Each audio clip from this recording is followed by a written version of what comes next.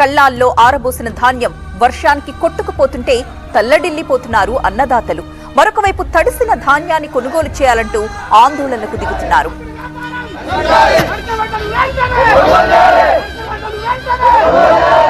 ధాన్యం కొనుగోలు కేంద్రాల దగ్గర నెల రోజులుగా పడిగాపులు పడుతున్నా ఎవరూ పట్టించుకోవడం లేదంటూ ఆందోళనకు దిగారు. ఎన్ని రోజులు అవుతుంది ఇక్కడికి వచ్చి? ఏంది పరిస్థితి? 20 రోజులు అవుతుంది సార్.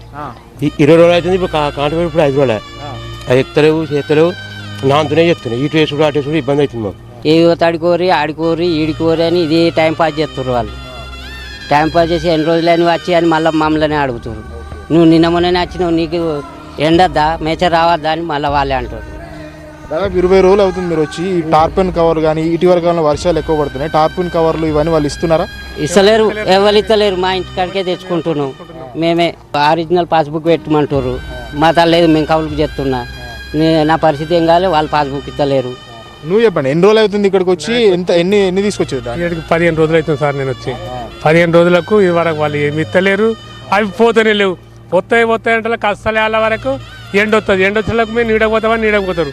ఆ మళ్ళీ వచ్చి మళ్ళీ ఎత్తామంటలకు ఆ బారదాన్ని ఇస్తారు. ఆడికి వచ్చిన అంతా వాన వస్తుంది. ఇక దీని కప్పుడు చేసుడు ఇటనే పోతున్నాం సార్. మేము మా పరిస్థితికి ఇది ఉన్నాయి. ఏమంటారు అధికారులు వచ్చినప్పుడు? ఏమన్నా అడుగుతున్నారా? అధికారులు ఏం చెప్తున్నారు? అధికారులు వస్తారు, ఇక ఇప్పుడే వస్తుంది బండి అంటారు. అది బండి రాదు, వాళ్ళు వచ్చే మేము నింపరు. ఇక మేము ఇట్లనే ఆడి నింపుడు మా రెక్కలని పోతున్నాయి సార్. ఇప్పుడు ఇక మా బాయి కాడ చేసుకునేది తక్కువ, కానీ ఈడ చేసుకునేది ఎక్కువ అవుతుంది. సో మొత్తంగా ఇది చాలా వరకు ఇదే పరిస్థితి నెలకొంది. దాదాపు ధాన్యాన్ని తీసుకొచ్చి ఐకేపీ సెంటర్లకు కావచ్చు, మార్కెట్ యార్డ్లకు కావచ్చు తీసుకొని వచ్చి 20-25 రోజులు అవుతున్నప్పుడు కూడాను కొనుగోలు చేయడం లేదంటూ ఆందోళన వ్యక్తం చేస్తున్నారు. అయితే గత 4 రోజులుగా కూడా అకాల వర్షాలు వస్తున్న నేపథ్యంలో ధాన్యం పూర్తి స్థాయిలో తడిసిపోతుంది. రోడ్ల మీదకి వచ్చి రైతులు ధర్నాలు చేస్తున్నారు, రాస్తారోకోలు చేస్తున్నారు. అయినా కూడా అధికారులు స్పందించడం లేదనే చెప్పాలి. సో ఓవరాల్గా ధాన్యాన్ని వెంటనే కొనుగోలు చేయాలంటూ కూడా రైతులంతా డిమాండ్ చేస్తున్న పరిస్థితి.